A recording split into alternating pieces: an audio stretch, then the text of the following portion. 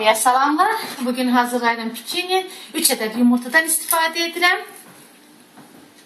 Yumurtaları sındırıb qaba əlavə edirəm əvvəlcə.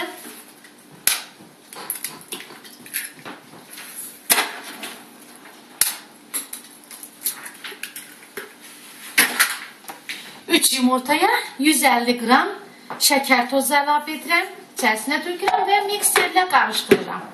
O qədər qarışdırıram ki, tamamilə ağarmış olsun. Yəni ki, içində şəkər tozu həll olsun.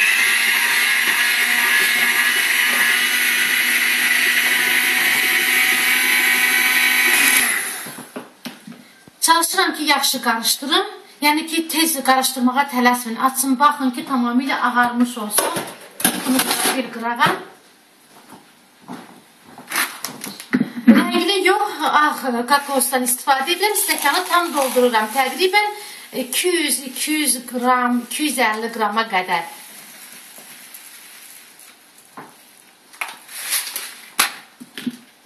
Bunu isə yavaş-yavaş qaşıqla qarışdırıram. Artıq mikserdən istifadə etmirəm.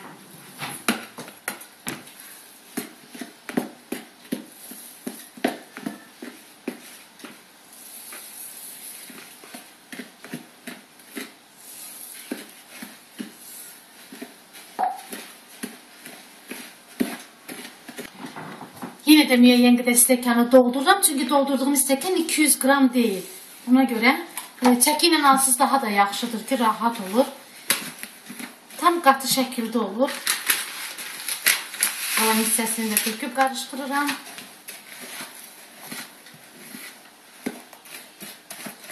Artıq duxovkanı yandırmışam. Qaz sobasının duxovkasını bişirirəm 180-160 dərəcə Selsi temperaturda.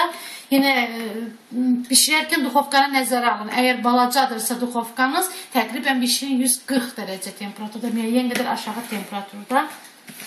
Bir artıq qatı şəkildədir.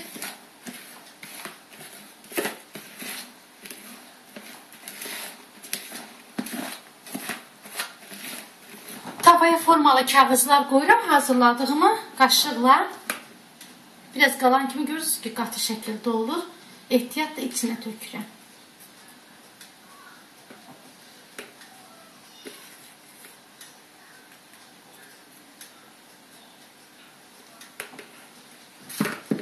Bişirirəm dediyim kimi 180 dərəcə Selsi temperaturda.